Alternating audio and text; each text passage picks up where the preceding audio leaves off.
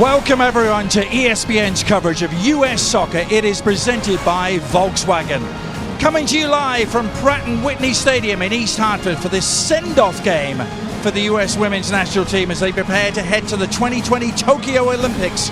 Today, hosting Mexico as we welcome you into the commentary booth. I'm Adrian Healy with the US Soccer Hall of Famer, Julie Foudy. Welcome on board, everyone. Julie, you've been in this position before on the cusp of a big international tournament. What's the most important thing for the US players tonight? Well, first of all, you've got excitement oozing out of you. It's like, oh my gosh, let's get this party started. But they're also thinking details. It's all down. The devil's in the details. Fine-tuning, polishing, making sure they're paying attention to the smallest of things and taking care of those things. And chemistry and confidence. This is their chance. They finally have that Olympic roster set.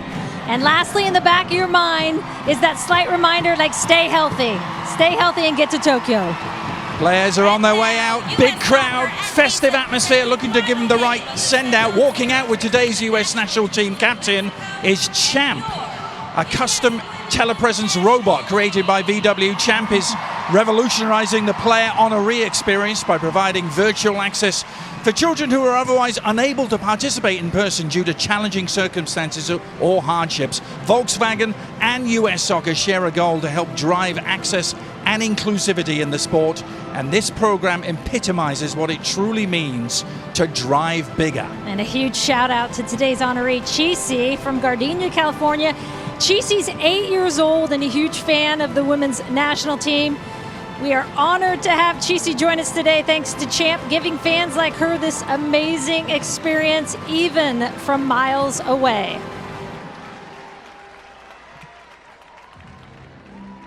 The countdown to kick off will continue here for the send-off series with the two national anthems, beginning with the Mexican national anthem.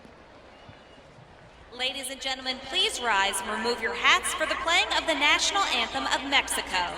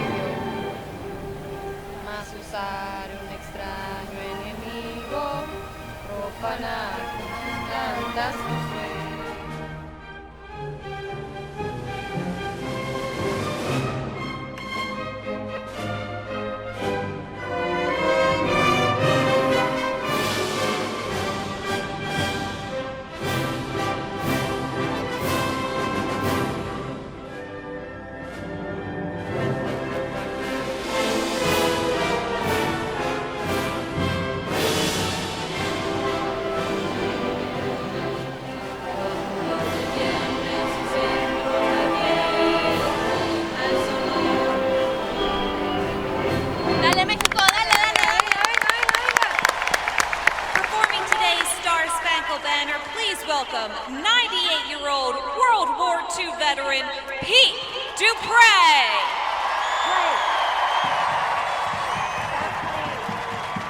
Start playing.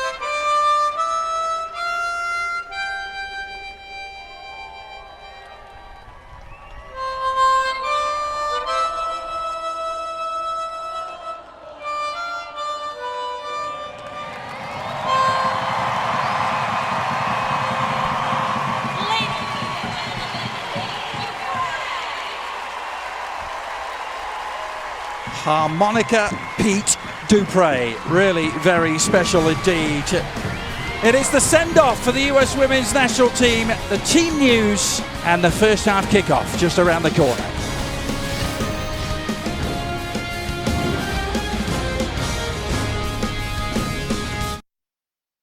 Welcome back, everyone. Pratt & Whitney Stadium, a festive atmosphere here for the US and Mexico going against each other for the second time in 4 days. Julie, 4 changes for Mexico from the team that lost 4-0 on Thursday night. Yeah, whether they go with a 4-4-2, a 4-2-3-1, we'll see. Itzel Gonzalez in goals, Reina Reyes on that right side, Farrell in that center back position, and 1 change on the right side, Gonzalez in midfield, and Stephanie Mayor leading that line up front. Monica Vergara named the Mexican head coach just earlier this year. What of the US? Last chance for Vlatko Andonovski to send them out. 3 changes from Thursday night. Yeah, and Nair in the back 4 the same. Rose Lavelle in for Christy Mewis, Lloyd in for Morgan, and of course Tobin Heath sliding in her first start since November. And what a welcome return that is for Vlatko Andonovski. As the curtain comes up for the last time, the final dress rehearsal, next stop Tokyo. And a huge crowd here. We're told over 26,000 in East Hartford to try and send them on their way in the right style. An early appeal for handball, as Lindsay Horan immediately popped up in the centre forward channel. Tobin Heath, Horan straying offside. Interesting, Julie, to see Lindsay Horan so far forward to start off with. Vlatko Andonovski talking about one of the details he wanted to get to in this game is trying different scenarios. So in this first 5 to 10 minutes, going into a 3-3-4, really attacking, sending Horan into a double 9 position. It looks like she's the one who's going to go up front. Donna's going to pop into midfield as you see her there. And this is the scenario as if they're a goal down. Goal down with like 5 minutes to play, wasn't it? Exactly. It's almost practicing an emergency situation early on, and why not? Perfect opportunity to do so. Crystal Dunn, you mentioned her, Julie, playing a little further forward in this setup. Of course, is very much the starting left back. Here's Maria Sanchez trying to make waves for Mexico. And you noted, Julie, they did give the US some problems on Thursday night down this side of the field. Yeah, Maria Sanchez in particular, Lopez as well from that left back position already. Some success on that left side. We'll be paying attention to that. And especially as they're in this opened up scenario, really pushing high, trying to pretend, because this is the time to do it, where you have to polish all these scenarios out there, have another at the end of the game as if they're holding on to a 1-0 lead. But here they're pretending like they're trying to get a goal back. Rose Lavelle is back, as is Tobin Heath. She didn't take long to announce her return, did she? 52 seconds on Thursday night. And about 35 yards from goal. And literally when you talk to players, you talk to Vlatko, the word they use for that return for Tobin Heath and essentially her first touch back onto the field and scoring was so Tobin, and how insane that she's just where she left off, even though she hasn't played since November for the national team of 2020. That's Kristen Press, who continues to wear the change number, of course. So all the US players wearing their Olympic numbers here today. Press's service. Dunn trying to rekindle the attack.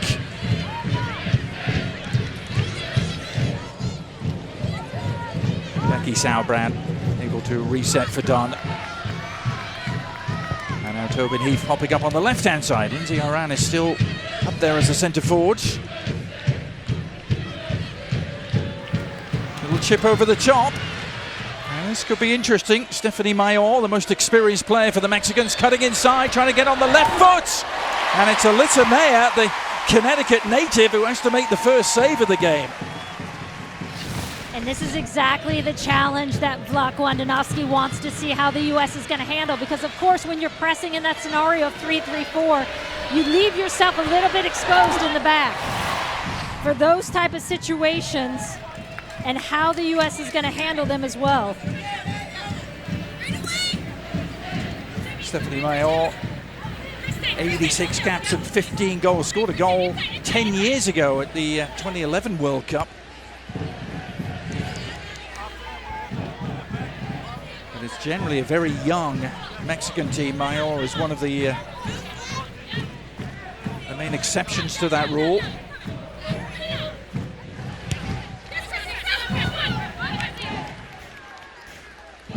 Kristen Press sticking tight to Jimena Lopez on this near side. Here's Monica Vergara, just the 5th coach in the history of the Mexican program. And the first woman. It was Leonardo Cuellar, who was in charge for close to 20 years.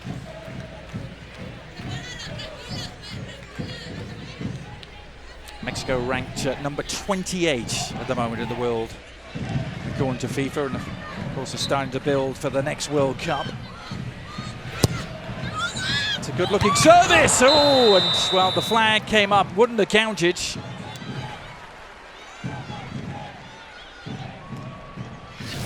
Such a high line for the United States. You can see how high they are. Staying to that line is sometimes hard, well offside. But there is that tendency when you're that high to want to drop early, and you keep everyone onside. Good job by the United States holding that line. Well, they had to exhibit some patience here on Thursday night. First 15, 20 minutes certainly didn't go all the US's way. But now here's Lindsey Horan! Well, that's the way! No patience required, 4 days on. Lift off for Lindsey Horan, and the big crowd here getting exactly what they came for.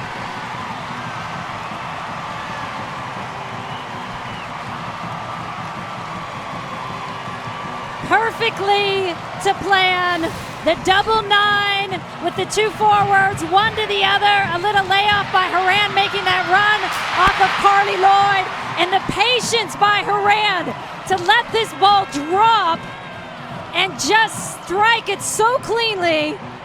What a great finish. Perfectly on point with what the United States wanted to play with this scenario. Down a goal, they press in that first 5, and there it is. Fabulous finish from Horan. Horan and Lloyd combining, interestingly, the only 2 players to have appeared in all 11 games that now make that 12. This calendar year for the U.S. women. Immediately Horan drops into that 6, so now they'll go back into that 4-3-3. They played through that scenario with Horan in the 6 holding. Again, Julie Ertz out with that knee injury still. Vlatko Andonovski said she has been training and cutting and playing, but without contact. I know there's a lot of fans out there eager to see her back in the mix. So that is good news, that she is indeed playing, striking balls. Is it going to be tough, though, Julie? I have to ask you for Julie Ertz, you know what? I had said it's going to be tough for Tobin Heath, and look how that turned out in her first game back, right? Yeah, yes, it is always tough to come off an injury like that, but look at the situation for Tobin Heath. And there's Julie Ertz watching. Tobin Heath hadn't played a game since her club game with Manchester United in December 20th, 2020. So a good 6 months, Adrian, and she looked sharp. And by all accounts, those. Kristen Press, meanwhile, making further inroads.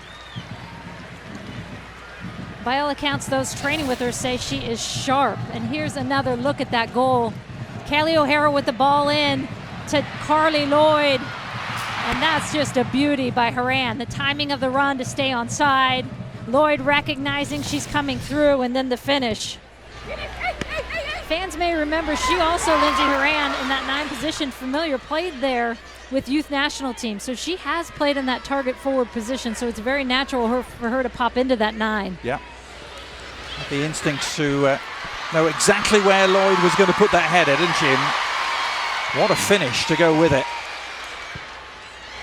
Poise and confidence to go with the technique. And goal number 22 for her, so no stranger to goal scoring. Wearing the US colours. She's getting close to breaching the 100 cap mark. She will do so in the second game in the Olympics if she's involved in both of the openers. What a tremendous 2021, 2020 for Lindsey Horan. I mean, it's stepping into that 6 role.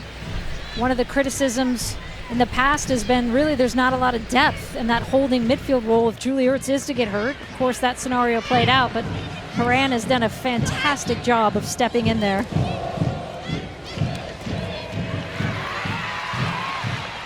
It's Nancy Antonio stepping in there for Mexico to try and win the ball back. Goalkeeper is Itzel Gonzalez, a change for them from Thursday night.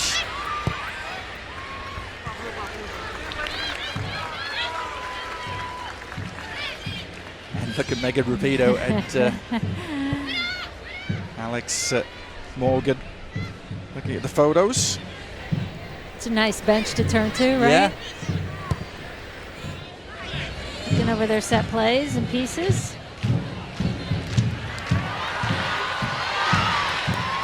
Crystal Dunn exciting the crowd with her wing play and getting the cross in.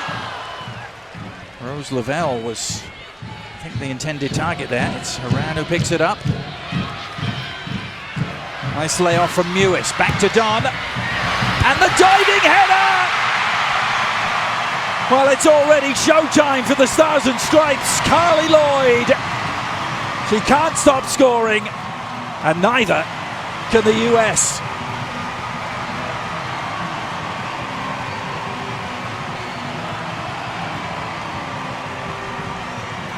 First, the United States comes with 4 forwards. Mexico probably thinking, what has been hit? But it's Sam Mewis in that seam, trying to get higher, finding a little space. And then, of course, Carly Lloyd is not going to miss from this range. No one marking her on that back post. Too many runners in that box for Mexico to deal with. Too many players. And Lloyd from that range, you know it's going to be good. Carly Lloyd, who'd already claimed the title of the oldest goal scorer in US Women's National Team program history, just continuing to add to her tally. And really looking sharp and in the mood now. Tobin Heath's pass is a delight, and press has made it 3. And already the US in steamroller mode. Not sure it's going to count. Actually see the flag come up, but referee coming across to have a word.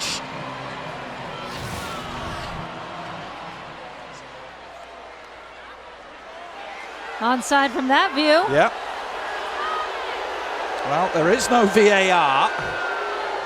It's weird, Julie. Didn't actually see a flag go up, but referee Danielle Chesky came across to the assistant referee on the near side. Still some confusion.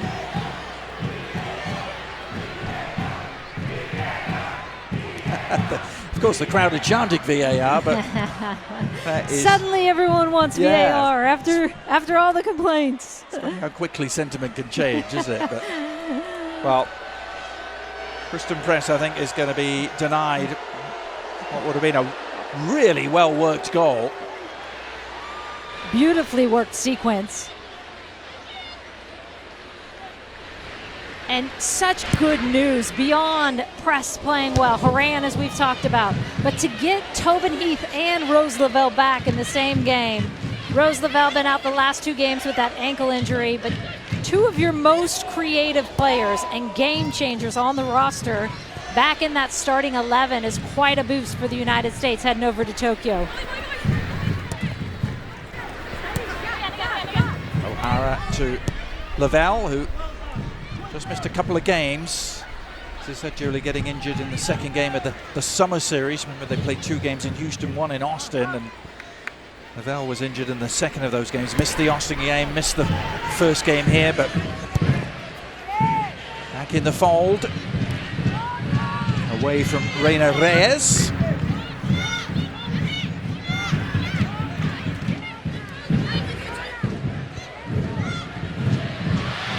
Press anticipating, couldn't quite corral the ball effectively. And now Sanchez. Palacios to Nancy Antonio. Let's go try and build down the right. A lot of US collegiate products sprinkled throughout the Mexican national team squad. And a lot of youth as well. Average age of the Mexican roster, 23 years old. Average age for the US roster, 30.8 years old. Oldest player on Mexico, 29-year-old Bianca Sierra. Half of the US women's team is older than Bianca Sierra. Yeah, it's quite the disparity, isn't it? As Bernal wins that for La Tri. I think you said earlier, Adrian, Monica Vergara, their first female head coach for Mexico. Yeah. It's a good run from Maria Sanchez. A no-nonsense challenge from Kelly O'Hara, though. Vergara, the coach of many youth national teams with Mexico. And so bringing that youth into this full squad as well. Yeah, they've missed out on the Olympics. They've missed out on their third consecutive major tournament. That was a long reach there for Carly Lloyd. She couldn't quite get on the end of it. What a great first 15, though, for the United States. Dunn so active on that left side. That ball into Carly Lloyd was the second goal. Trying to find her in the seam here again.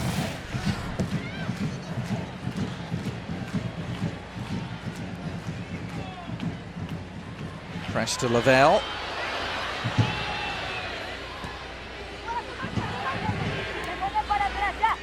US to O'Hara.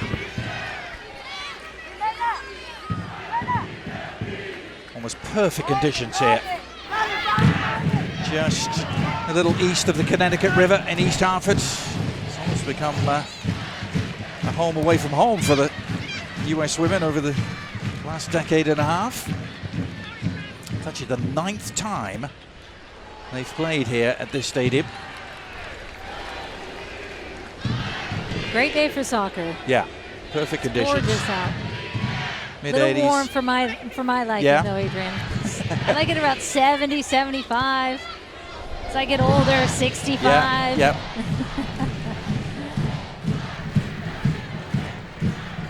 Well, we are lucky enough to have the perfect vantage point. A little cooler up on high here, looking down at. Yeah, so nice just to be in the stadium with fans calling a game live. Ah, beautiful. We believe those fans are going to smash the attendance record here tonight for the US women's game. Told to expect north of 26,000.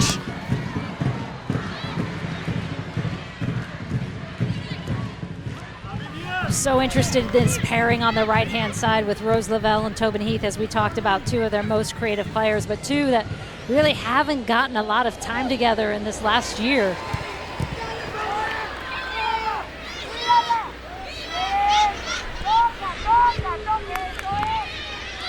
Lavelle.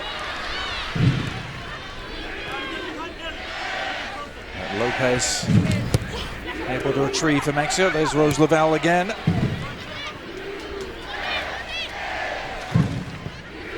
It was a frustrating year in many ways for Rose Lavelle, wasn't it, with the move to Manchester City and just injury problems bedeviling her. Yeah, I think that's the one issue with Rose Lavelle. So much talent and upside, just durability is always the question mark.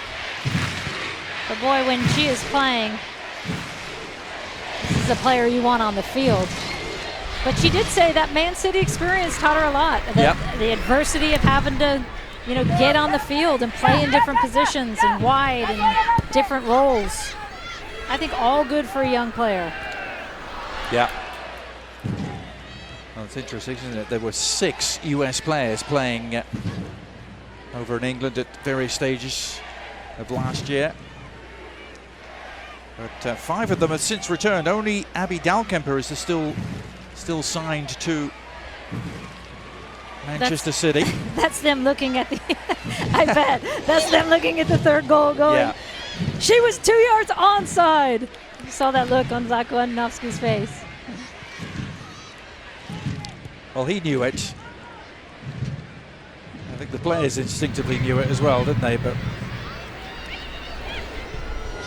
it seems to be a case where the referee, Danielle Chesky, actually overruled the assistant on the near side, who I'm convinced did not put her flag up, but maybe there's pictures that will tell me otherwise. Kristen Press dropping deep to try and spark the playmaking.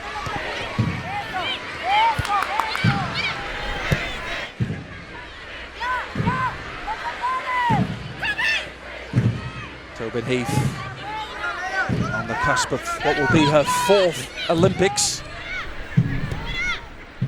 for her and Carly Lloyd. They both started their Olympic journey in 2008.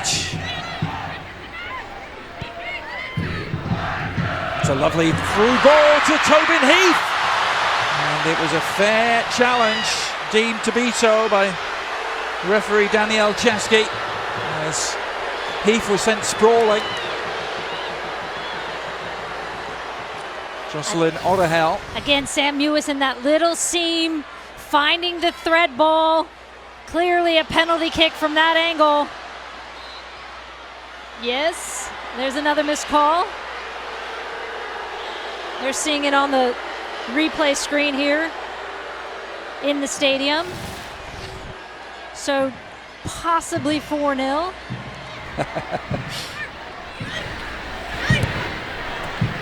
A lot of people get fooled by the getting of the ball first by the defender, Julie. It doesn't necessarily matter, does it? In terms of the letter of the law.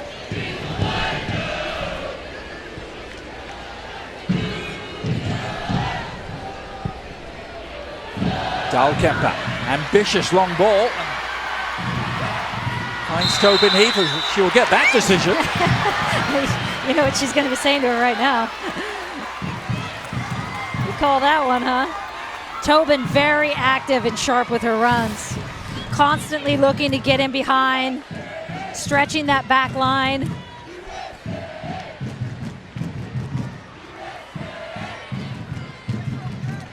She had to have real perseverance, didn't she, through an ankle injury and a knee injury, to leave Manchester and come back to LA to rehab.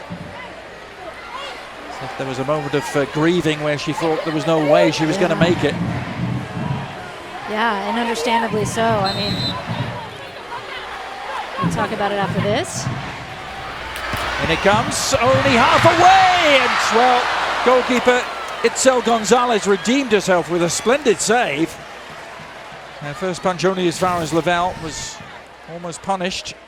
Couldn't get enough on it with the punch, puts it down to Lavelle. But Gonzalez does get back across to make that good save.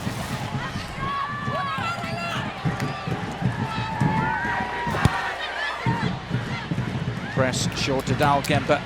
Now O'Hara's cross! And Itzel Gonzalez. In the midst of some heavy traffic, there was an offside flag up this time. Gonzalez wasn't to know that. He had to be brave.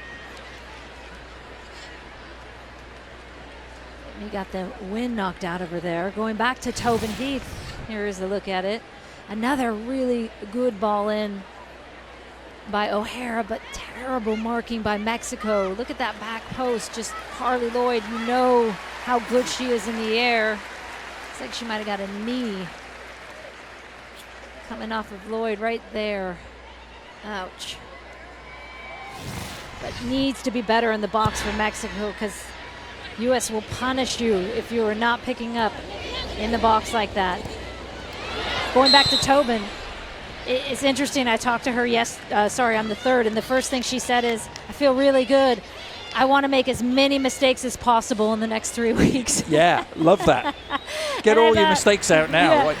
It's like perfectly Tobin. I want to make as many mistakes as possible. And she said, it was so hard because I did grieve thinking I wasn't going to get back. And then I thought, I'm going to commit everything, every second, check every box, leave no stone unturned in getting back. And again, by all accounts, Rock Co and players, she is fit, she looks great, and she's feeling great, most importantly. Now, Carly Lloyd trying to get there. And it needed more diligent defensive work from Otter Hell. We've reached the Euro 2020 semis. Tomorrow we'll have the first game between Italy and Spain. Wednesday, England takes on Denmark. Our coverage of both starting at 2:30 Eastern, 11:30 Pacific on ESPN. Also available on the app.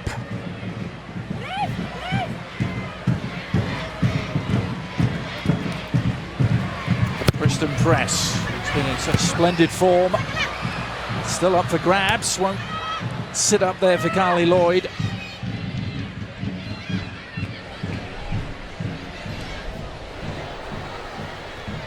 Crystal Dunn back to take control of the situation.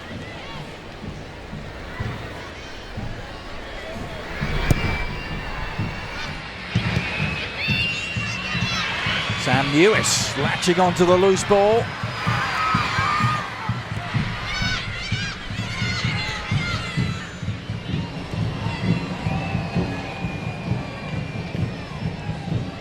Dalkemper to Kelly O'Hara. And just arrived a little too hot for Samantha Mewis to be able to react. Boy, is this going to be a long 90 minutes for Mexico in this heat with them chasing as much as they are. As much as they get the opportunity to play. Too many technical mistakes and giving away the ball too easily. And you just saw a little look there at what is lying in wait for them as well. The likes of Megan Rapinoe and Alex Morgan warming up.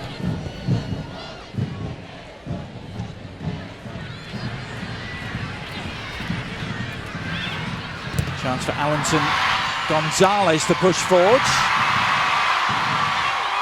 She's actually the scorer of the last Mexican goal, which came earlier on in June, a 5-1 loss in Japan.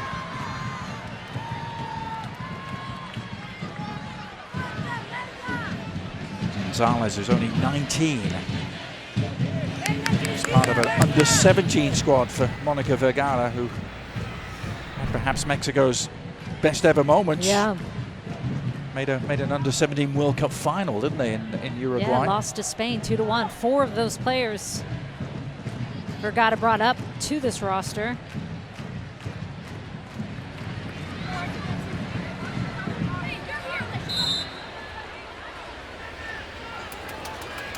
Well, decide to keep it on the ground this time for Reyes.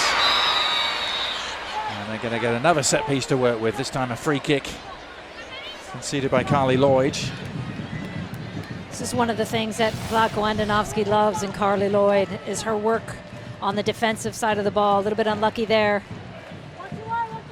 But the first one to come out, pressure that ball.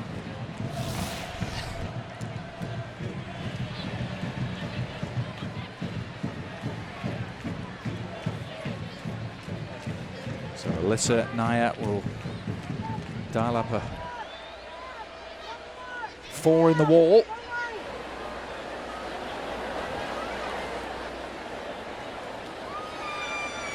It's a good 30 yards for goal. It looks like it's going to be the left-footed shot, and Naya happy just to watch that clear the crossbar, but not by a great deal. Not a bad effort by Maria Sanchez. ESPN's coverage of US soccer presented by the all-new, all-electric Volkswagen ID4. And really fabulous to have you on board the end of this holiday weekend. Hope everyone had a great 4th of July. And a big crowd here. Adrian Healy and Julie Foudy in amongst them, looking to give the US the right sort of send-off Yeah, and as much as the fans want that third goal by Press and the penalty kick to Tobin Heath, I think it actually serves the U.S. better in a closer game, of course. 2-0, you get to work on set ball situations offensively, defensively. Again, everything down to these fine details. And you want this game to be a game so that you can test out some of these things and scenarios.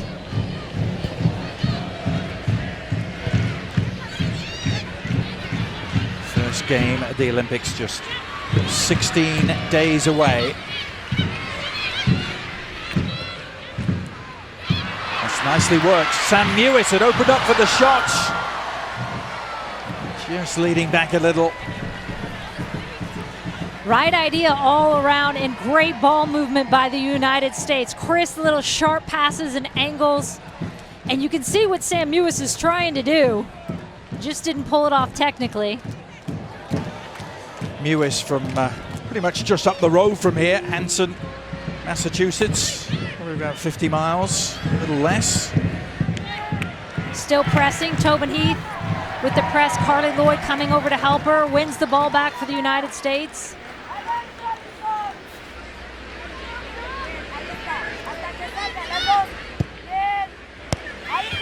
O'Hara. Tobin Heath trying to escape the clutches of Jimena Lopez.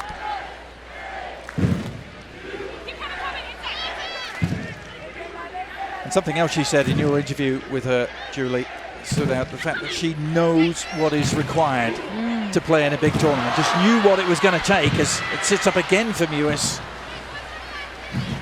Because the physical challenge of playing in an Olympics is, what, it's 6 games in 17 days, isn't it?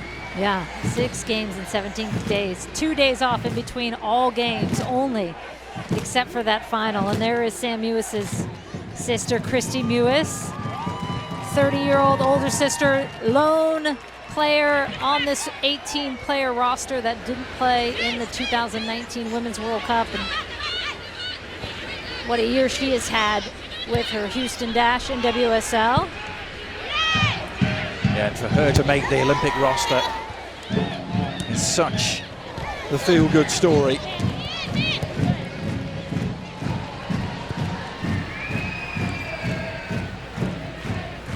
Well, those two do pretty well together, don't they? One set up a goal for the other to open the scoring on Thursday. First sister-to-sister combo. That was a nice one to see.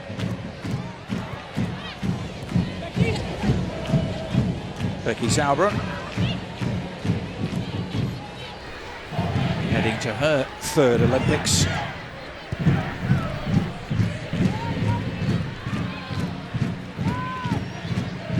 It's always interesting to hear Becky talk about Vlatko Andonovski because there's such a long connection to the US coach, played for him at club level too. And said he is now a little harder, a little more demanding than he was in his early days. Coaching with FC Kansas City. They were very successful, Julia. They won 2 NWSL championships. Yeah, when you look at the numbers that Vlatko has produced in his tenure with the national team, hasn't lost a game in his 22 games, only 1 draw. That was to Sweden in April. 75 goals for, only allowed 4 under his tenure. They've only allowed 1 goal, and that was to Sweden this entire calendar year. Yeah. Rose Lavelle trying to add to her tally, and decent parry behind by Itzel Gonzalez. Lavelle with the left-footed curler. So much space and time for the United States in different areas of the field that this is just going to get away from them, Mexico, unless they can get more pressure on the ball.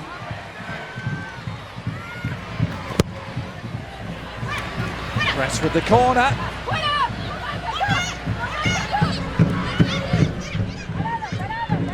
Now O'Hara, a little seam for Lavelle to operate in. Well, she tried to beat Gonzalez at the near post.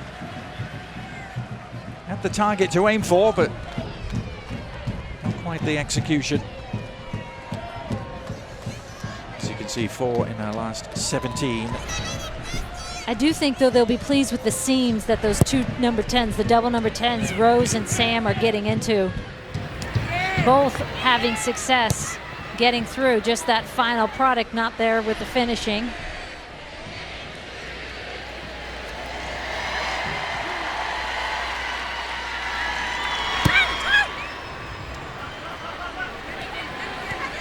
Rose Lavelle is now with OL Reign in the NWSL.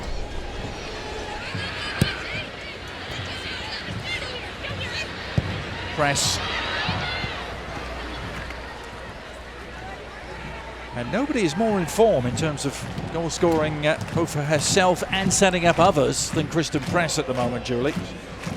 Had a terrific couple of years. Well, I actually said to Vlatko Andonovski, what do you do with Tobin Heath back healthy again? And if she's in that starting lineup, who does she come in for? You got Rapinoe on one side, Press on the other. And he said, I gotta feed the beast. Press is scoring goals. I gotta give her the ball. We gotta ride that wave.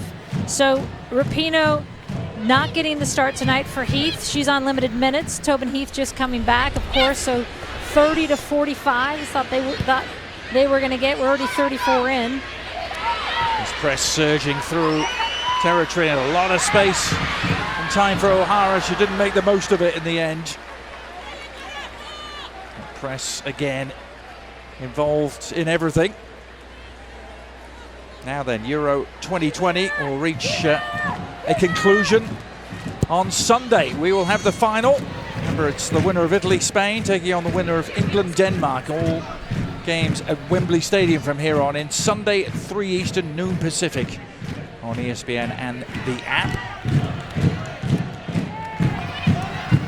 That's a good takeaway by Stephanie Mayor, who's on her way. Palacios in support. And now Gonzalez back to Mayor. Good turn. And a follow-up shot which deflects comfortably. Right at Alyssa Naya. And those are going to be the looks that Mexico's getting. Regaining possession in the counter.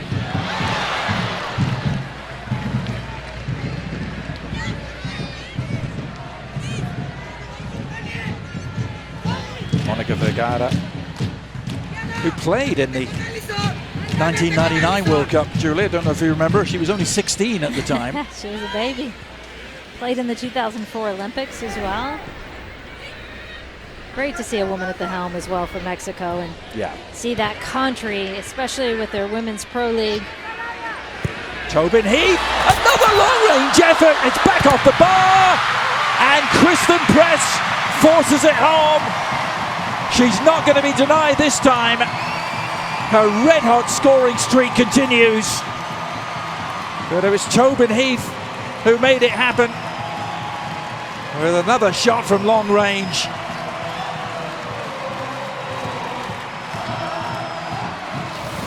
About the distance, she was out when she scored that goal on the first in her game back against Mexico. Strikes this one so well with her left foot, and Press does well to follow that one. Always looking for this. Catches Gonzalez just a little bit off her line and says, why not? Well, and when you're Tobin Heath, you can do that. It may ultimately go down as an own goal if they're going to be applying the letter of the law. Actually cannoned it off Reina Reyes' hand in the end, so I'm not sure it will actually go down as Press's goal, but you have to marvel at Tobin Heath's ambition, and not just ambition, ability to pull it off. It's a great save, actually, to be fair to Itzel, to deny her, tip it onto the bar. But Press's presence enough to force it home. Speaking of presence, just having Tobin back on the field, that presence for the team, the confidence boost it gives them, as you said earlier, Adrian, going into her 4th Olympics. And when she scored in that last game and essentially her first touch, Alex Morgan told me she's never felt more joy for any goal she scored than she did in that moment for Tobin Heath. She said, I was more excited for her than anything I've ever done in terms of scoring. And that just tells you how happy they are to see her back. That was some statement, wasn't it, given the amount of goals and big goals that Alex Morgan has been involved in.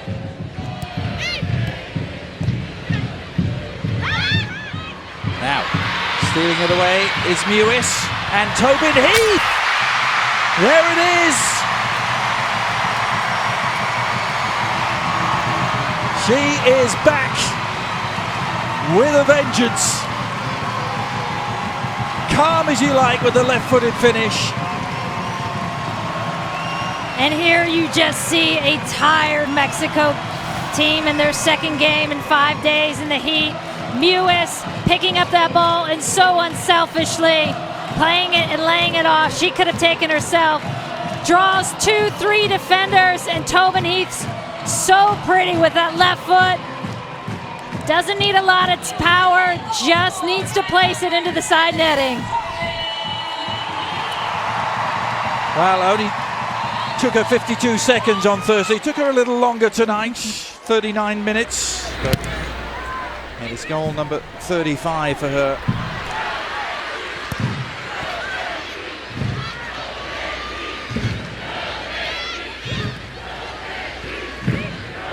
And she just, Julie, brings something completely different to the table, doesn't she? Yep. And the thing that you always are wondering after that much time off is just the movement, the sharpness. And to see her this sharp, mind you, this isn't an Olympic caliber team they're playing right now. Mexico still growing and still building with a young squad out there. But look at that strike. She knows, I don't need to hit it with a lot of pace. I'm just going to place this gently into that left side.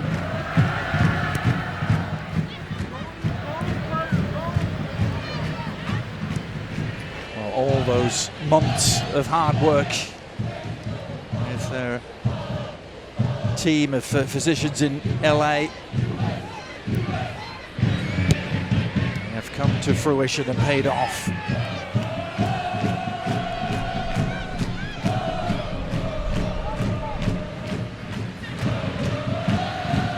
Crystal Dunn prepared to chase it down. Abby Dahlkemper so good on that crossfield switch. Saw her do it earlier to press, a wide open press. She can hit that 50, 60 yard ball with precision, breaks open defenses.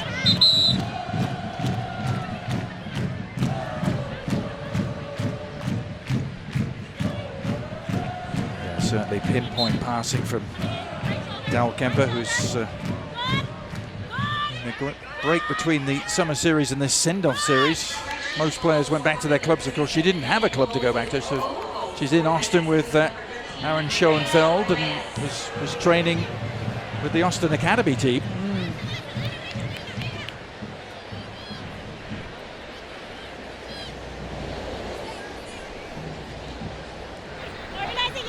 Send-off series with the US women departing for Tokyo in just about 48 hours time. They will stay together on the East Coast and leave directly for the Olympics. They'll have a team training camp in southern Japan for a few days before making their way up towards Tokyo.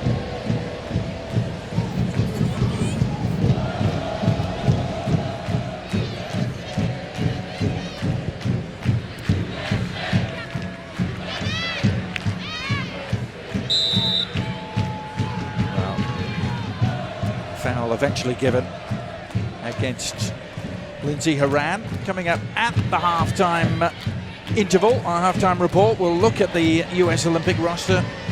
Julie had a chance to talk to Vlatko Andonovski as well, and we'll break down all the first half highlights.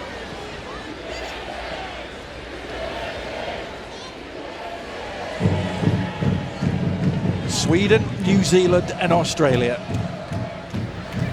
Julie, it's an interesting group. And really, what makes it even more interesting for me is the fact they have to play Sweden first. Right. Game on July 21st.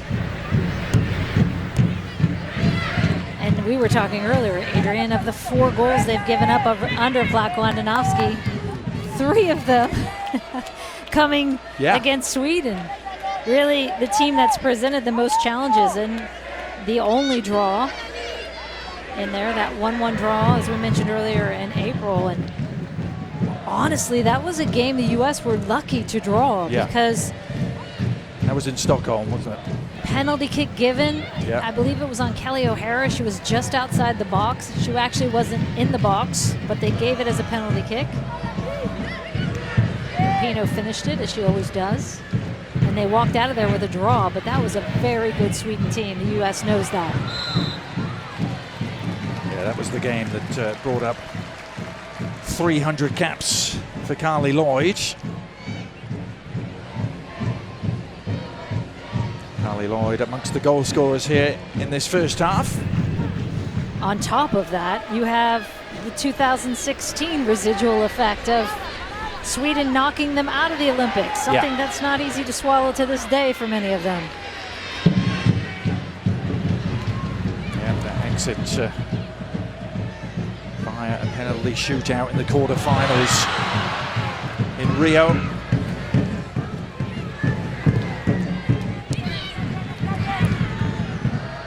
It leaves the US still looking to win the Olympics for the first time while they're defending World Cup champions. It's still remarkable it hasn't happened. This is an opportunity to put that right in Tokyo. That's a lovely turn by Lavelle. She is so silky smooth. And she gets in a groove like that. Just leaves midfielders, defenders trailing in her wake. So impressive how she gets out of those tight spaces. 1-on-1, you could tell right before the half. She's just not going to get it today. Well, there was only about 2 minutes and 13 seconds between the goals number 3 and 4 for the US as Vlatko Andonovski's side pulled away at Mexico. Well and truly in the comfort zone here in the final of the send-off series. 4-0 ahead of Mexico. Stay with us, we'll hear from Andonovski at halftime.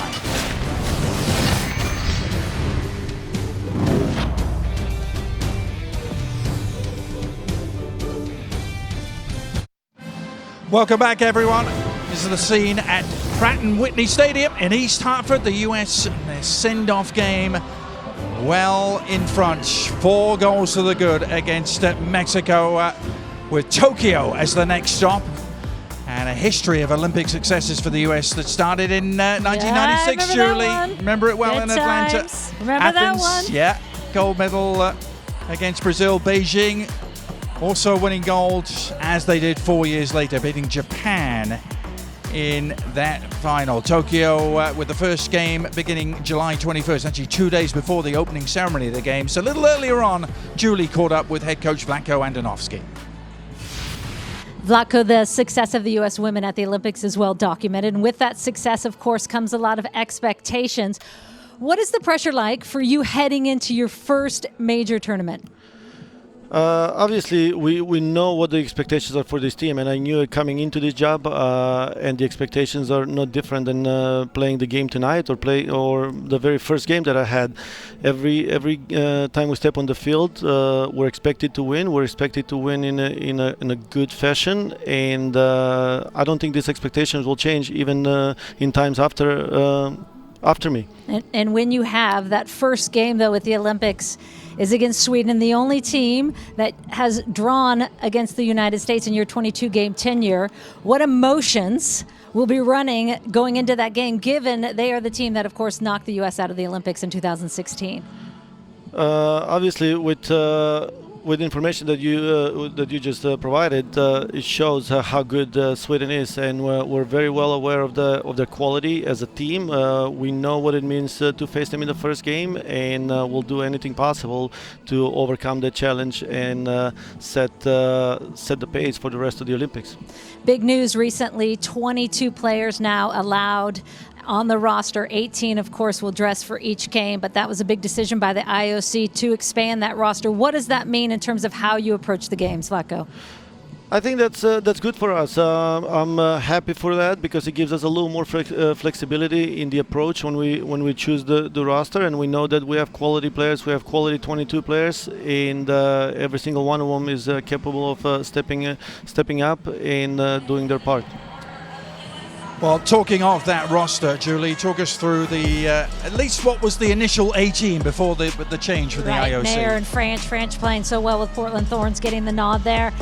And then you're seeing some youth in Tierna Davidson, 22 years old, youngest on the team, making it into that back line. 6 of the back line getting called on, 5 in midfield, and of course Christy Mewis, the one that everyone was looking to. Would she make it into that 5? She did do that. 30-year-old Sam's sister. And up front, Tobin Heath getting the nod. No questions for her that she recovered from that injury, and boy, is she playing well right now. And then, of course, the news breaking just earlier this week that the roster can now include 22 players, only 18 dressing for each individual game. Volkswagen, as we look down at Pratt & Whitney Stadium in East Hartford.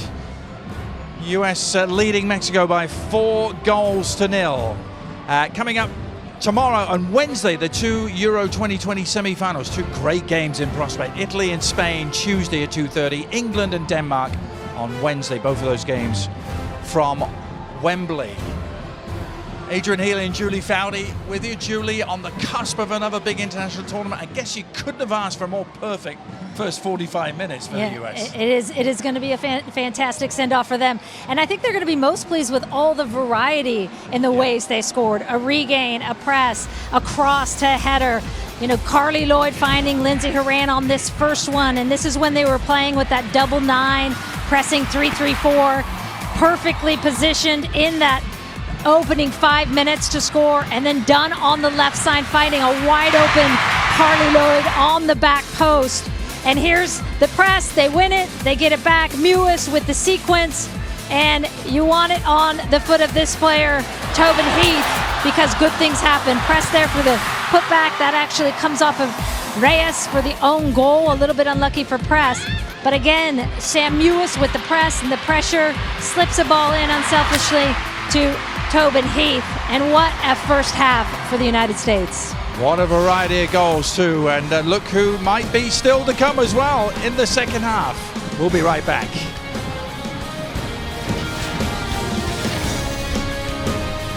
Of US Soccer is recognizing Courtney as tonight's game ambassador. She's also very much part of our ESPN family and works just Way to go, Courtney! 15 miles down the road in Bristol, place where you've been a lot recently, Julie. Been enjoying your work on Euro 2020. Thank you, lots of fun. A couple of big days still to come. And a big day here for the US as they will literally be on their way to Tokyo in the hours that follow this game. The substitutions that have been made by Vlatko Andonovski at halftime. Alex Morgan coming on for Carly Lloyd. Megan Rapinoe is on for Tobin Heath. And Christy Mewis is on to join her sister. She replaces Rose Lavelle. Again, the embarrassment of riches that is the United States women's national team in terms of the depth of this team will be their greatest strength, I think, going into this Olympics with the tightened timeline, the heat and humidity. Rapinoe immediately on the scene.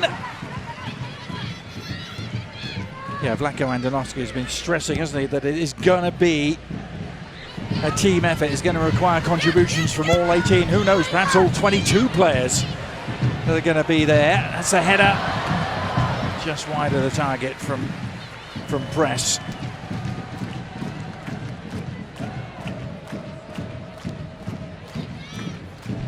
One of his interesting conundrums, how to manage this squad, how to keep everyone happy. Some big names, Julie, some big personalities. Yeah, but I also think with that experience, you realize, you know, for a Megan Rapinoe in her mid-30s, you don't want to be playing 6 games, 90 minutes. Right. As much as you want to be helping the team, that you know that's not realistic. So I do think that with that experience comes some wisdom of, okay, I'm going to have my role to play and I'm going to get my minutes. Yeah, Blanco saying if we're going to win it, we win it together. They know it's a grind. Everyone is going to have a role. And I think he said it was actually the selection of the 4 alternates that proved to be the biggest headache. And I'm sure they had in mind the fact that that ruling was probably going to change. Yeah. Must have had an inkling. Here's Rapinoe. And of course she will want to make her mark on the Tokyo Olympics after her experience in Rio. Remember, she was the one trying to recover from an injury 5 years ago, and Jill Ellis brought her, and it didn't really work out positively for the US. No, I had to bring her back out after subbing her in. You know, that was recovering from an ACL with a tight turn. I do think that year off with COVID actually helped, even though obviously you get a 39-year-old Carly Lloyd going into the Olympics. I think Carly Lloyd would even argue, I think it helped her because they feel more rested. Yeah. It's a tight turn, as we all know, going from World Cups, especially when you win it, to the Olympics the very next year. There's no rest or recovery, and you're not just physically fatigued, you're mentally exhausted. That gives, of course, Alex Morgan a chance to be very much involved. She's out there now, looking to score what would be her 4th goal as a mother. The Olympics happened a year ago, Julie. Not even Morgan would have been able to make it, I don't think. No, that would have been very tight. Although, as I've learned, never bet against these women. No, never bet against them. Seemingly never was.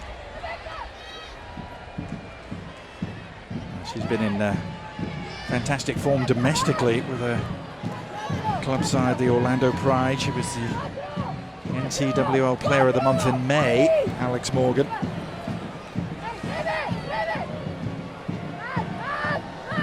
She turned 32 on Friday. Megan Rapinoe turns 36 today. It is her birthday. You might have heard the crowd serenading her while she was warming up. And she produced a present. Oh, it wasn't that far away. Wasn't that far away at all.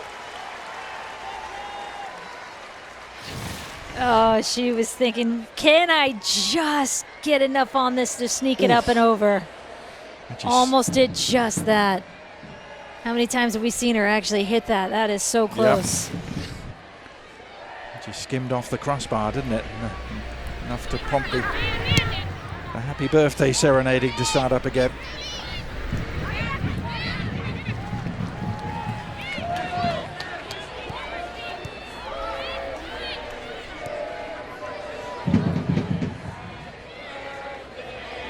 Sauerbrunn and Dahlkemper.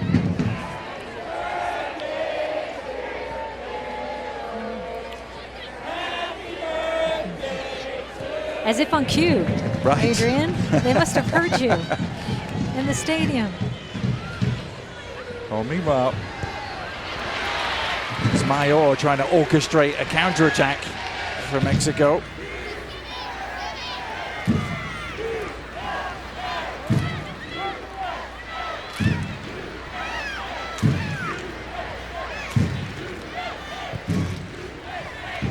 That's Gonzalez who's down.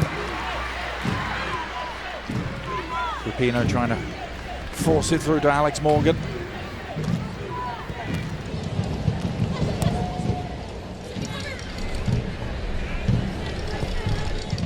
As I mentioned, the 9th time the US women have been here in East Hartford since it opened up in the early 2000s. There's actually only 3 stadiums in the country they've been to more in the intervening years, which many would find a little surprising, but Carson in LA and Houston and Frisco in Texas. The only stadiums this team has played more in over the last decade and a half. It's a big crowd that has responded to them coming, playing for the 2nd time in 4 nights against the same opponents. Same scoreline as it stands at the moment. Mexico, through the industry of Maria Sanchez, have earned a corner. Sanchez, graduate, Santa Clara University. Also got a brief spell with the Dash Red Stars, and she has been the one that has most impressed me in this series. Yeah, most of the good work for La Tri has come down their left, hasn't it? That's where they have the corner now. And an open header. That was Rebecca Bernal. Couldn't keep it down. Talked about Alex being a mum and the goal she scored as a mum. There's Charlie. Aww, look at Charlie. Her daughter, so cute. Just over a year old now, born May the 7th last year. So that's how much the extra year has helped Alex Morgan out. No family allowed in Tokyo, and so they got a chance. Not all family, but a lot of them here cheering them on this send-off, and it's their last chance to see him before they take off. That's got to be so weird for the players. Yeah. That's such a huge boost when you're gone for a month, just even if it's 20 minutes after a game, an hour after a game. Understandable, but it's going to be a lot different over there with minimal fans as well. Yeah, no family members, foreign spectators excluded completely from Tokyo, and even limits on domestic crowds.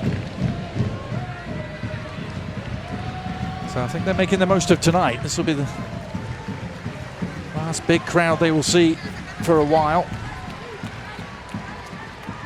And that's what everyone wants. All eyes on that prize.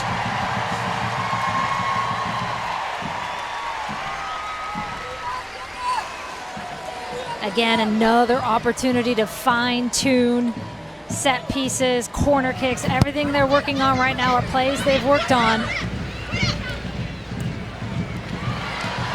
Nicely done. Oh, it's fist across. Kristen Press operating on the right now, just putting everything into that cross. And you can see how choreographed that is. O'Hara coming out, playing that seam ball in.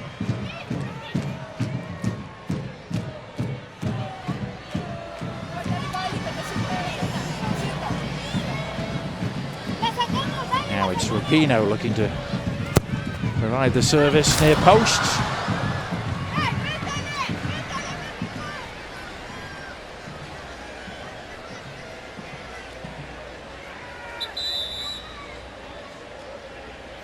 Yeah, I spy Kate Margraf. Yeah. Ernie Stewart. There's a few 99ers in the house tonight with you, Julie. Kate Margraf. I know. Christine Lilly is down below me right now. Go on, Kate. I know you can hear us. Give us a wave. She did sterling work in our fields, Julie, for many years before taking on the big job. I know. I miss her. I know do that's too. selfish. She's doing a great job with the U.S. women's team, but I do miss her.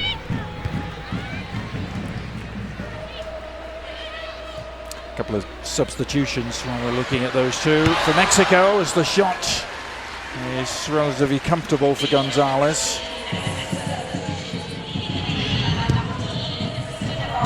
Daniela Espinosa is one of those who's come on.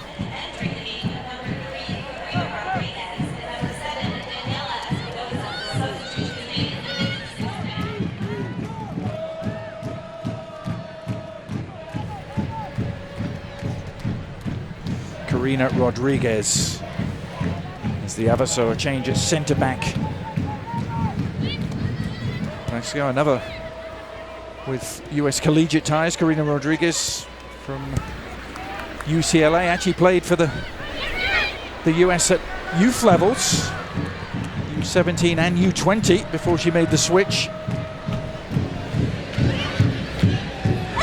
Great career at UCLA. Fun to watch.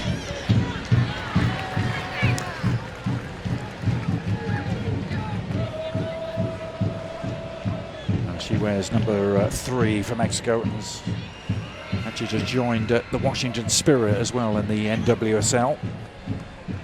It's worth repeating, too, when you look at this Mexico team and how much they're outpaced. And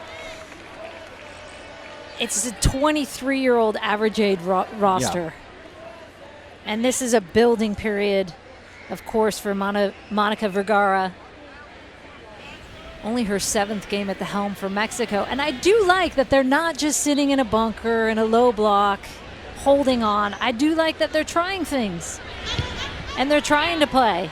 And they're willing to do this. This is the time you've got to get better and grow. And we've seen the advancements they've made with their women's professional league, Liga MX, in Mexico, and the great things they're doing down there, the crowds they're getting. So I am hopeful that this country and federation is going to make a big mark on the women's side in the near future. Yeah, absolutely, Julie. Liga MX Femenil officially launched in 2017. And you mentioned those crowds. They had a Tigres against Chivas two-legged final. They had crowds of 11 and 14,000 in for those games. Yeah, and it's thumping crowds when you see it. It's great to see.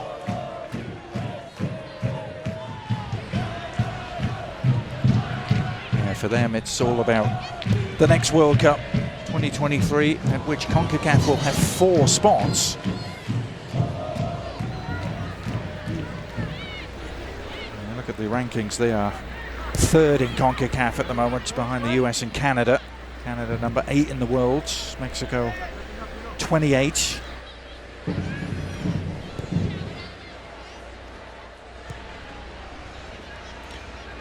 Talking of those rankings, to go back to the Olympics, Julie, what the US won't have are the likes of France and Germany to face. Talking of the top teams in the world. It's crazy, isn't it? Yeah. There's a fairly spicy challenge from Reina Reyes, who has a yellow card to go with her own goal in the first half.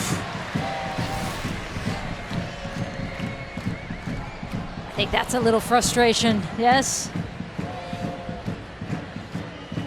And really unnecessary, given the magnitude of this game right before they leave.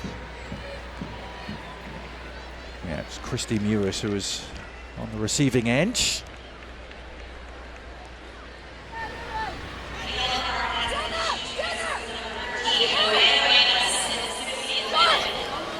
Now, Megan Rapinoe pacing out the free kick. Itzel Gonzalez desperately getting in the defensive instructions. Oh, a nice bit of subterfuge there by Rapinoe. It didn't quite come off, but she caught everyone in this stadium out with that. You can hear her laughing. Laughing is permitted with the Julie Foudy look at that podcast. Timing. That's so good. Season 5 already, Julie? How does that happen? How have we got to season 5? I know. We're on hiatus in between, but season 5 is in the books. Check it out. It's good stuff. Yeah. Those two laughing at each other was just made my night, because Becky Sauerbrunn was creeping on that near side.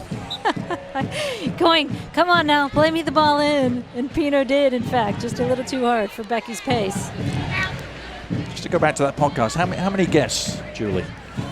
We do 10 a season. Yeah. So we're in our 5th season, so we've had over 50 guests, all women. I'm sorry, Adrian, we haven't had you or a man on yet. But we will one day.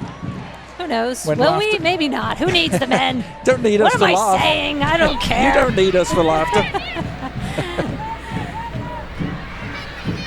No, I did threaten, gosh, if I did have my first male, it would be Ted Lasso, and first 2 males, Coach Beard. That roster rollout was the best ever. I think you need to stick to that. Oh, God, I love that series. I can't wait for season 2 of Ted Lasso. Hey. Well, it's going to come out while you're in Japan covering the Olympics. I'm sure you've realized that. Doing some binging over there. Yeah.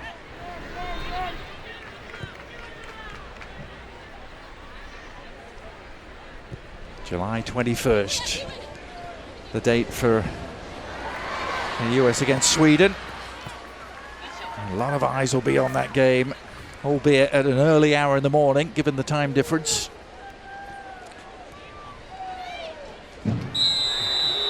Game that has to be played a couple of days before the opening ceremony of the games themselves.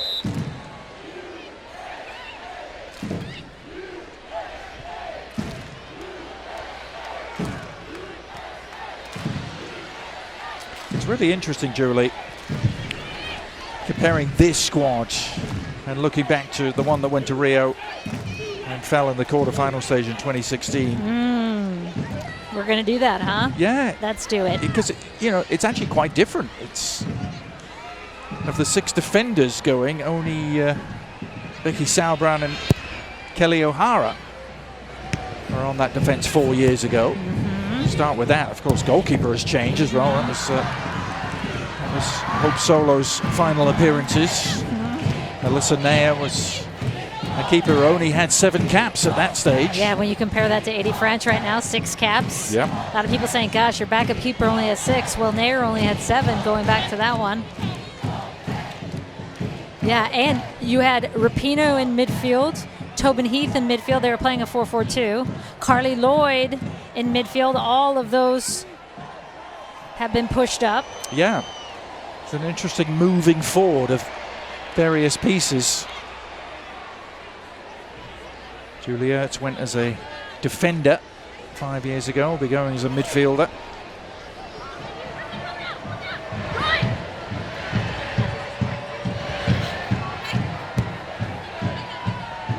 Yeah, I hadn't realized there had been that much turnover, because you look at that 2019 team, only one player on this 18 roster, and Christy Mewis wasn't part of that 19 team. Yeah.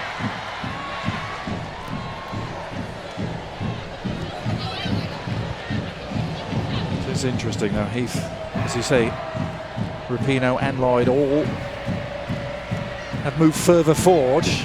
That happens with age sometimes. Ertz was a center back. She's moved further forward.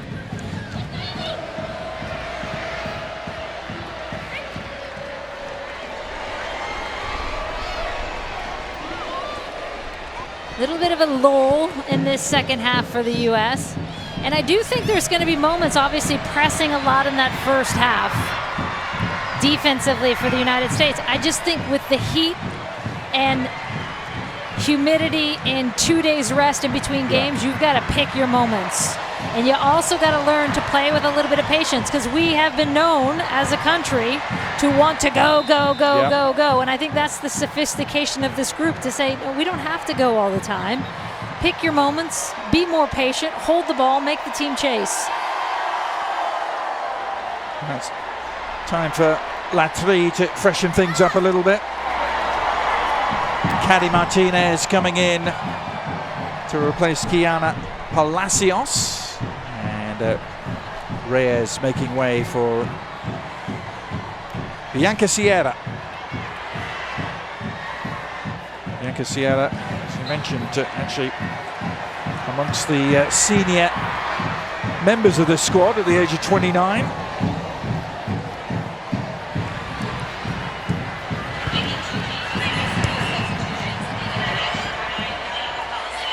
Mewis, lovely cut back for Rapinoe, and Sierra immediately involved. Applying the pressure on Rapinoe, but the cost of this corner. Looks like the offside flag had come up. And even though a little bit, as I was saying, a lull, you still have Alex Morgan and Megan Rapinoe and Press as your front three. They're going to want to get one in this half. They're not going to want to walk away from this second half with it still being 4-0.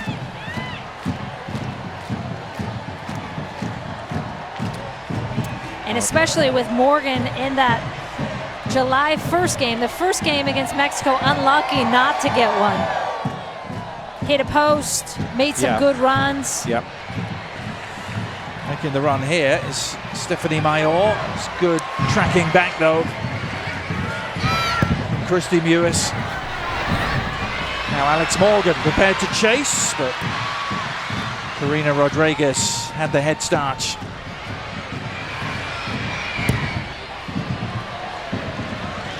Good pressure by Alex Morgan. A couple of those goals in the first Mexico came from the pressure of Alex Morgan defensively, and that work. Some more changes coming for Vlatko Andonovski. You'll see Katarina Makaria come on. And Emily Sonnet as well. Sonnet replacing Don. Makaria replacing Samantha Mewis. So the sisters were only out there together for a few minutes. To be continued in Tokyo.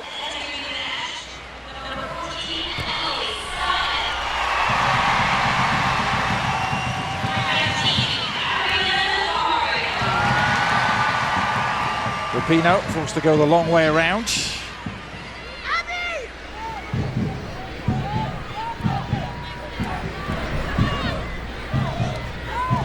Sauber. Oran delivering the cross.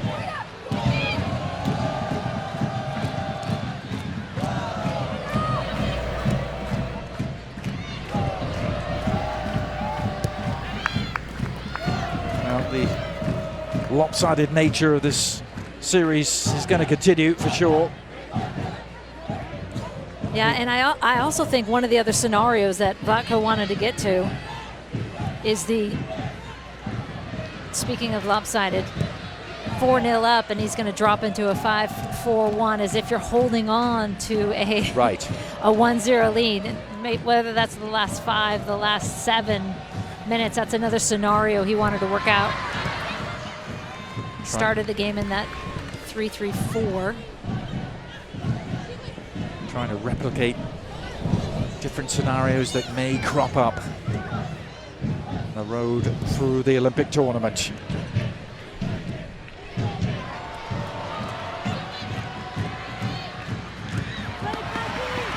Ball targeting Caddy Martinez. Well, so far, Mexico have been able to restrict further damage. Alex Morgan on the chase.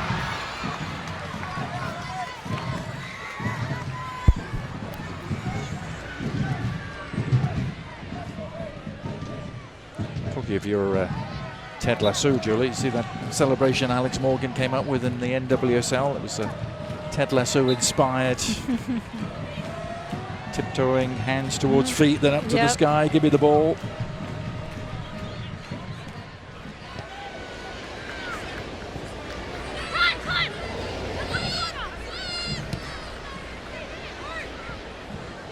Minutes to go, still 4-0 as it was on Thursday night. Lots of fresh legs out there at the moment for both teams. Here's one of those players, Emily Sonnet.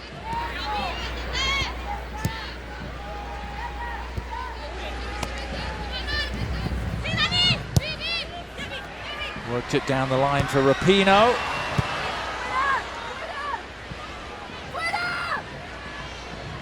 Haran. Just not as sharp in the second half, are they? Rapinoe in that final pass, just missing. And I think that's one of the challenges, of course, is when you're up 4-0. That's the internal challenge, is keep it sharp. Now Morgan trying to do just that. That was a little better, but the offside flag would have spoiled it.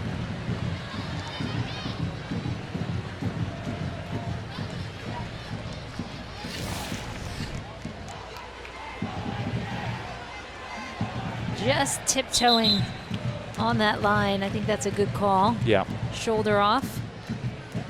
A rather better call than the offside.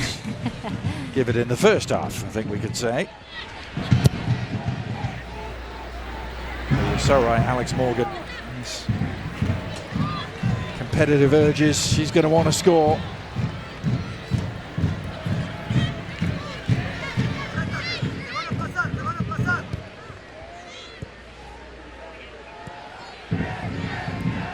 Katarina Makaria winning just her 7th cap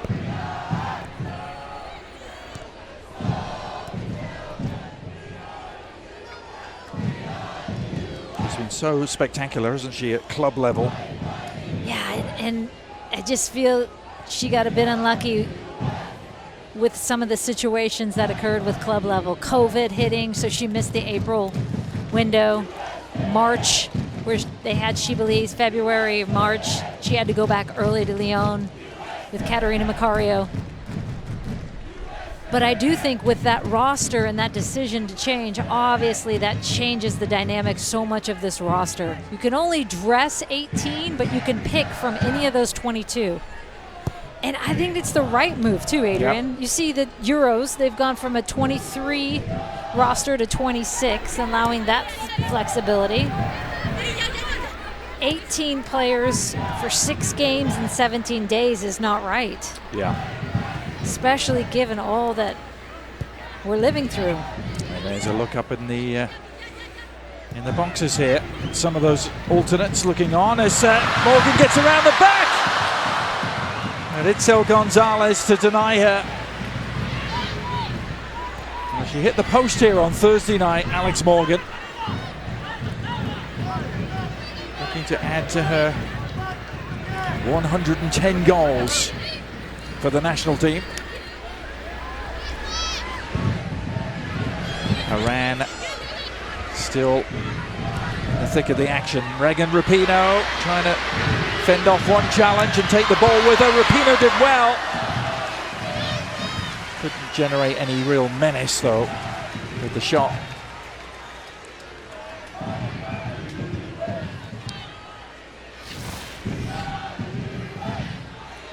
Fighting that player off. Almost catches one in between her legs, just not enough on it. Easy for Gonzalez in the end. Good save though on Alex Morgan, and Gonzalez coming off her line.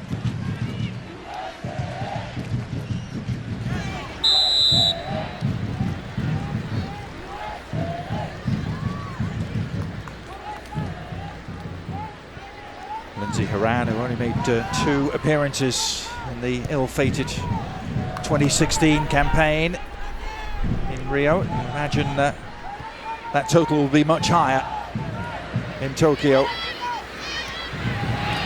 It's a lovely return pass from Rapinoe. Becky Sauerbrunn opening things up for Sonnet. Cross dealt with by Gonzalez. And then Rapinoe snapping in to win it back.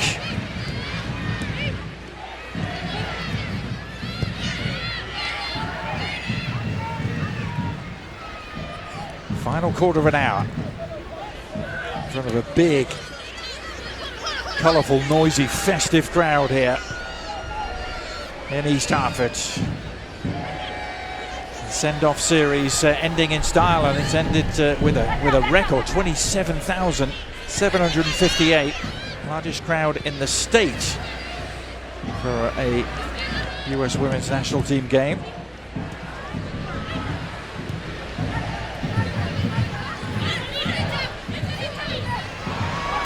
Clever work from Sonnet. No one patrolling the near post though. Busy on that left side though, Emily Sonnet.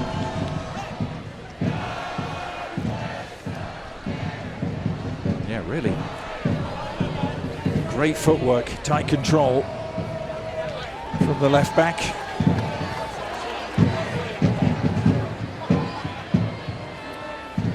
Well, it won't quite be the same without him, will it, in Tokyo?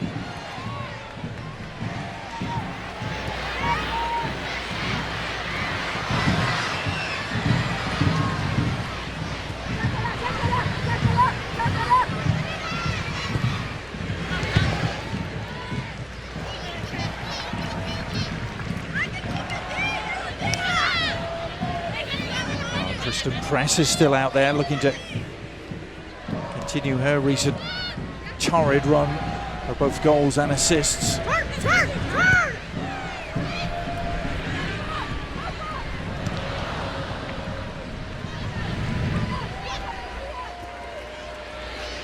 Good anticipation to win it back, and now Rapinoe has seen a lot of the ball. In towards Alex Morgan, who won the header in between 2 defenders.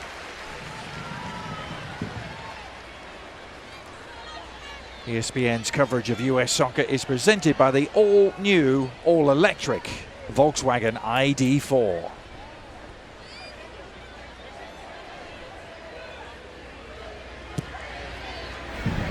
Adrian Healy, Julie Foudy with you.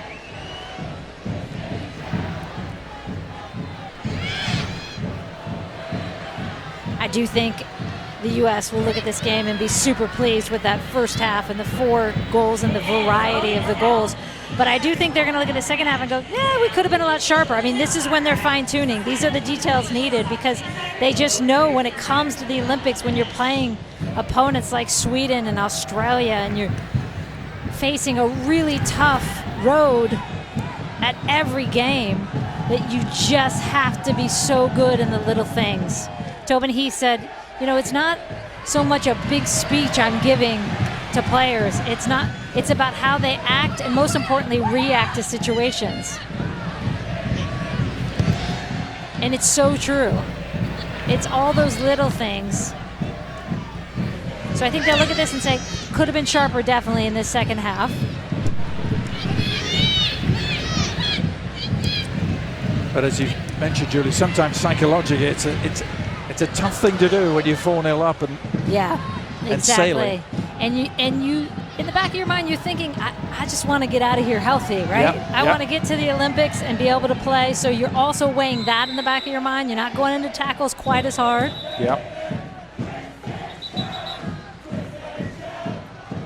Well, there is going to be another switch, and it is Lindsey Horan who's never stopped running from the word go here today. Well, she opened the scoring with that beautifully taken volley. Limping off the field a little after that last challenge. See, she doesn't look happy about it as well. Yes. Challenge of the knee knocking variety, wouldn't it? Knee on knee.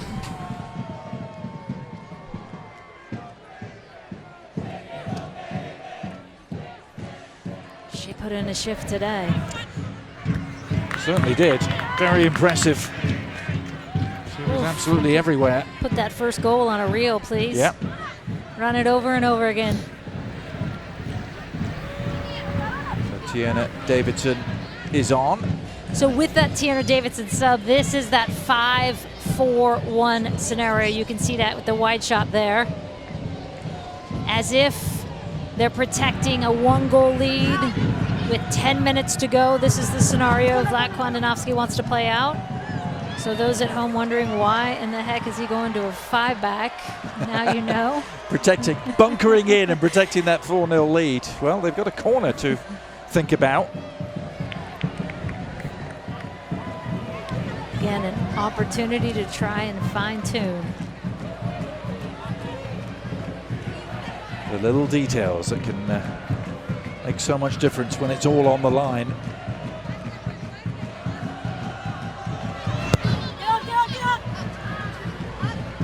Corner for Landry. It's well worked. They found themselves a better angle, but Maria Sanchez then overhit the cross. While we have a moment, I could tell you our next MLS game on ESPN is coming up on Saturday, July the 17th. Eastern Conference matchup between the first place New England Revolution and Atlanta United. That's a 5 Eastern start time on July 17th. A little ice on that ailing knee for Lindsey Horan. Nothing out of the ordinary there.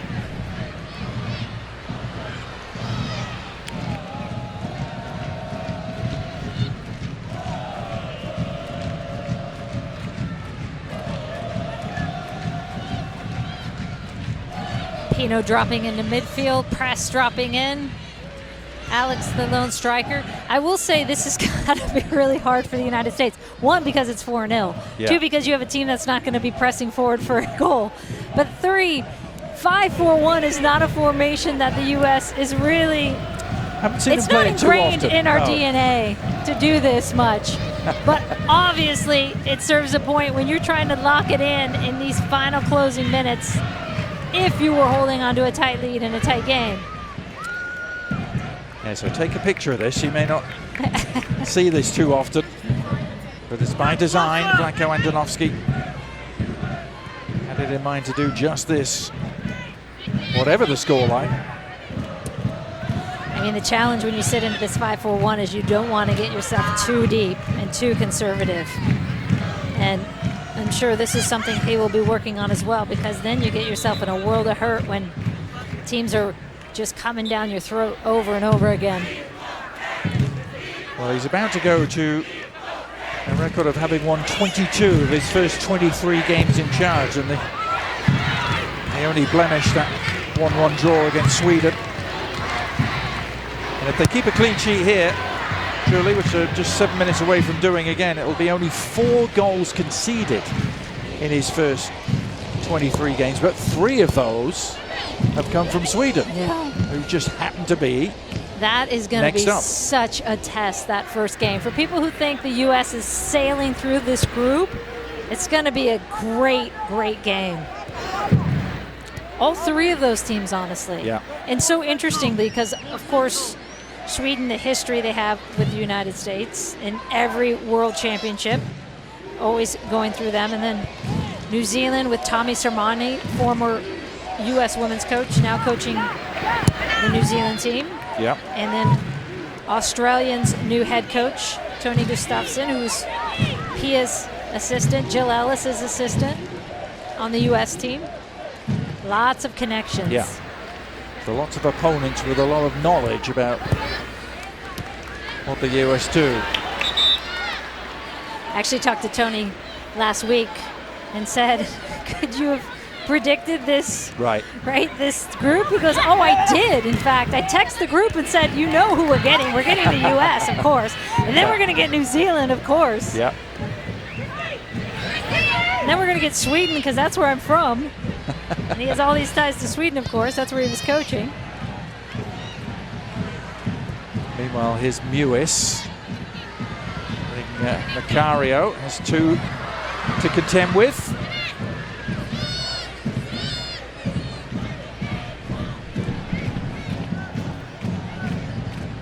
But it is just, you can't stress it enough how different it is. And Julie, you've gone through this as a player, how different an Olympic tournament is to a World Cup, how much more condensed the whole schedule is. What could be 6 games in 17 days, precious little downtime. And in some pretty trying conditions as well, you imagine. Yeah. I mean, you looked at the 2019 schedule. They had 3 or 4 days off between every game, and they were the last team to go out. Yeah. Of their group, so they had the least amount of rest, and they still had 3 or 4 between every game. So it is quite a difference, but they know this grind, these U.S. players. That's what the summer series last month down in Texas, and this send-off series has been designed to try and replicate. The games coming very quickly together, some hot conditions too.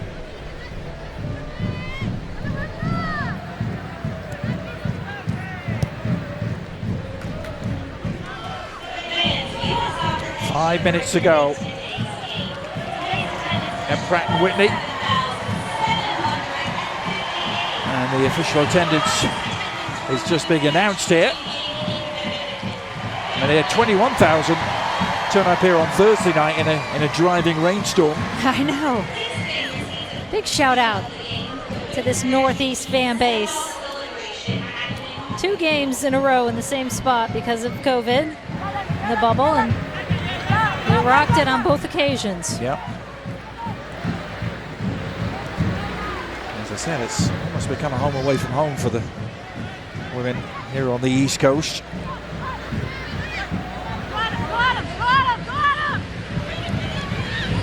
There's Macario.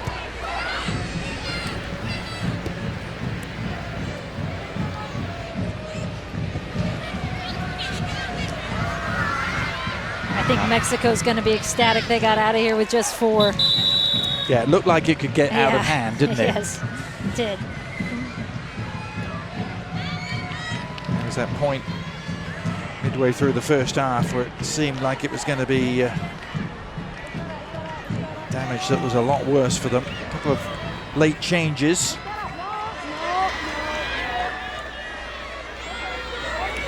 Dania Garcia coming on to place Nancy Antonio. And Dania Perez also into the fold. So many positives if you're this U.S. team to take away as you head over to Tokyo. Tobin Heath back in the mix after 6 months out. Alex Morgan playing really well, even though she didn't score a goal in these last 2 send-off games. Not yet.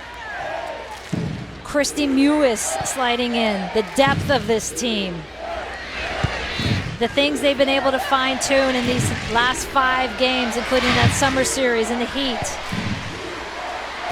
A little dummy there from Mewis after great work from Sonnet again. Looking promising for Julie Ertz to be back in the mix soon. You got 45 minutes out of Heath and Rose Lavelle, 2 of your most creative players. So all these things, they're going to be tying together. Well, that's going to be really interesting to see how Vlatko handles the reintroduction of Julie Ertz.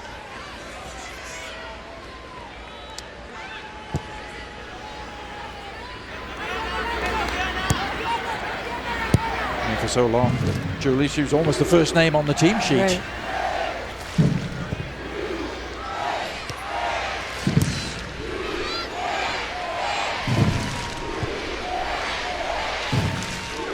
Dahlkemper.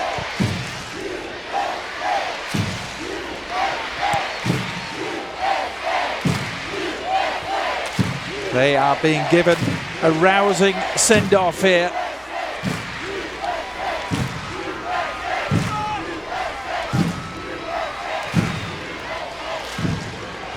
The Hartford crowd will be going home happy.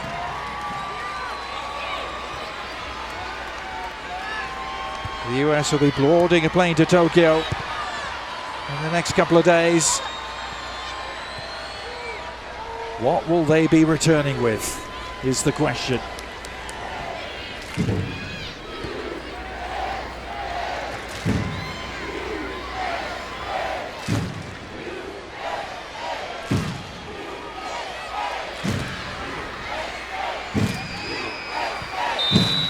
And there it is, right on 90 minutes. The send-off series complete. Final thoughts, Julie, as they head off to Tokyo? 8 goals and 2 clean sheets. That's a good way to go. Wish them the best of luck. Away they go. Final score here. The US 4, Mexico 0. Join us on ESPN 3 for the post-match send-off celebrations. For Julie Foudy and our crew, I'm Adrian Healy. Goodbye for now.